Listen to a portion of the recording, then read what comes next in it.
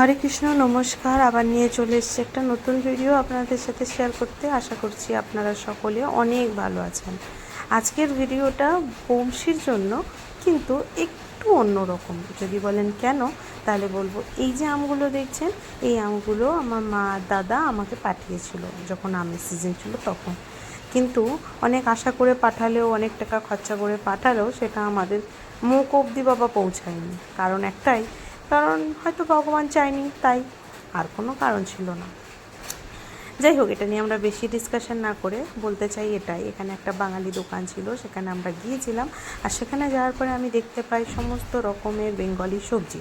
আর সেটা দেখে তো আমার মন প্রাণ আনন্দে ভরে ওঠে। কারণ একটাই, গৌরহরিকে আমি একটু পুঁই শাকের চচ্চড়ি, কোথায় কাগরোল ভাজা, পুঁই শাকের তরকারি দিয়ে, তারপরে পটলের তরকারি দিয়ে, কুমড়োর তরকারি, এগুলো নানান রকমের, কচু শাক, কাঁঠাল, আম, এগুলো দেখার পরে তো কার না মন ভালো হয় বলুন। যারা আমরা বাইরে থাকি ওয়েস্ট বেঙ্গলে, তাদের এগুলো পাওয়া মানে একটা অনেক বড় কিছুই পাওয়া।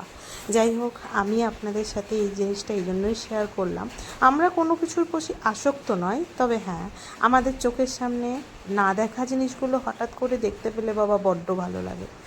আর আমরা যারা ভগবানের সেবা করতে ইচ্ছা রাখি বা আমরা চেষ্টা করছি ভগবানের সেবা করার, তাদের ক্ষেত্রে কি মনে হয় আমি জানি না, তবে আমার বড্ড মনে হয় যে আমি যে জিনিসটা প্রথম থেকে ছোট থেকে দেখে বড় হয়েছি, সেই জিনিসটা যদি আমি ভগবানকে, এখন তো রাঁধতে শিখেছি, তখন পারতাম না, এখন রান্না করে যদি ভগবানকে ভোগ লাগাতে পারি তো আমার খুব ভালো লাগে।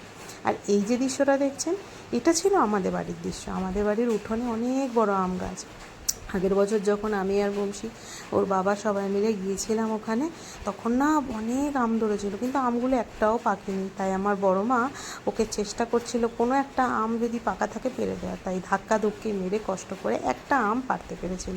আর সেটা পাওয়ার পর বংশী ওখানে হাঁ করে দাঁড়িয়ে দাঁড়িয়ে দেখছিল যে আর আম পড়বে কিনা। ও আসলে বুঝতেই পারছিল না যে এই একটা আমই অনেক কষ্টে পাওয়া গেছে। যাই হোক, বেশ এনজয় করেছিল ব্যাপারটাকে। আর ওই দিদুনকে বলছিল, দিদুন আরও দুটো